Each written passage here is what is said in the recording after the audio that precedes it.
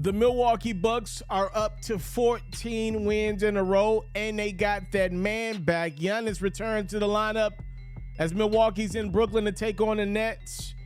And how about this Brooklyn squad? Obviously a lot of change. No excuses, though. Nicholas Claxton with the block on Giannis.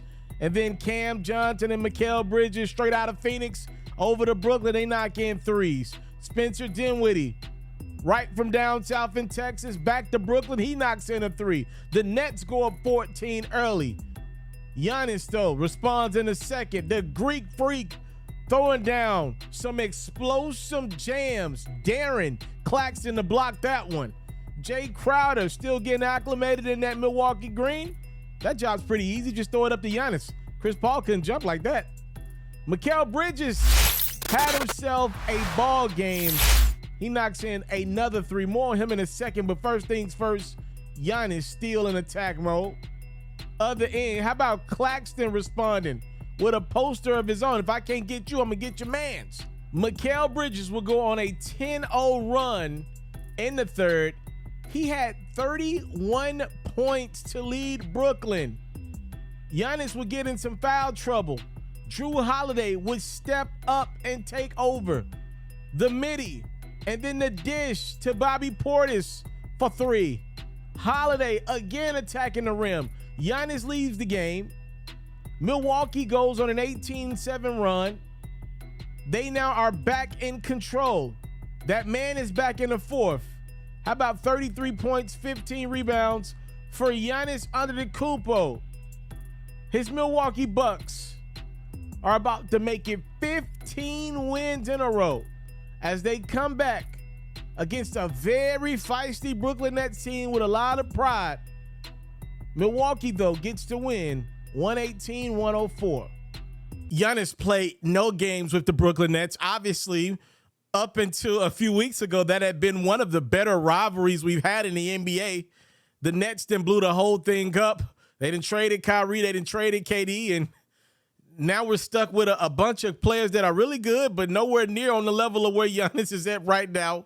Giannis treated the Nets, though, like they still had KD and Kyrie. He went in, and let's be real about this.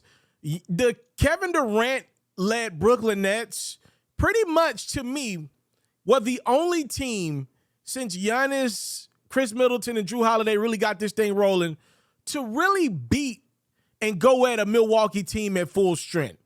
Like, obviously, Chris Middleton was unavailable last year for the Boston Celtics series. Again, credit to Boston for taking care of business and winning the series without Middleton. They didn't injure him.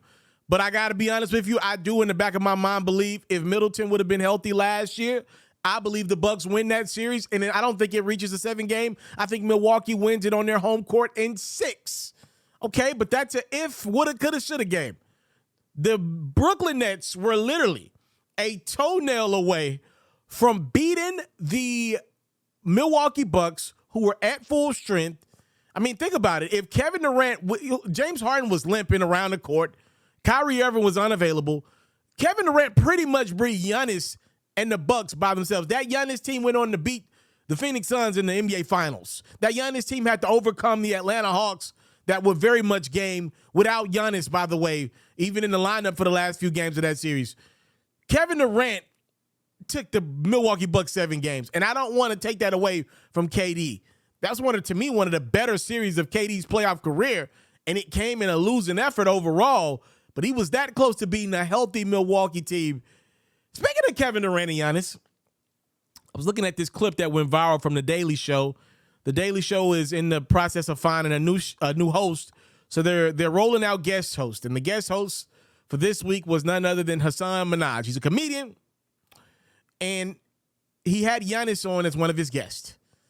And as Giannis is a guest, he had Giannis read some things from a teleprompter that he had wrote. So it's some of his jokes that he had Giannis read. And one of Giannis's jokes was about Kevin Durant. And pretty much, I'm summarizing here, not quoting word for word. Giannis pretty much was like, hey, Kevin Durant, how about you come link with me for a workout in the offseason?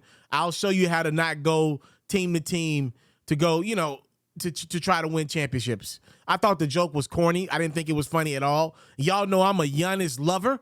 I've made that pretty clear that I'm a Los Angeles Lakers diehard, but Giannis is quickly becoming my favorite player since Kobe Bryant. Quickly.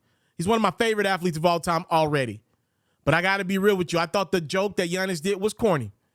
And, you know, Hassan Minaj, the comedian's on an apology tour, and he's blaming Skip Bayless for talking about Giannis's joke on Undisputed. He's doing a lot of stuff today, a lot of it that I didn't like. The reality is, though, I'm kind of mad at Giannis for even saying the joke. Giannis is in a position where he's the celebrity in the room. Hassan Minaj, a guest host on the Daily Show, is not more famous, does not have more pull than Giannis Antetokounmpo. Giannis's team should have controlled that better. I'm tired of this now for Giannis. Like, it's tough to make Giannis the face of the league when he's still getting away with kind of being cuddly. You know what I mean by that? Like, Giannis is still, and I love Giannis. Y'all know I love Giannis. I love Giannis. But the reality is Giannis is not a 2-3 year guy in the league anymore. It's not his first couple years in the States. Giannis is a premier talent in this league. To me, the best player in the world. It's time to put up and stop these, like, I'm just an America acts, right? Like, Giannis is a real deal, a real brand. He's the Greek fleek.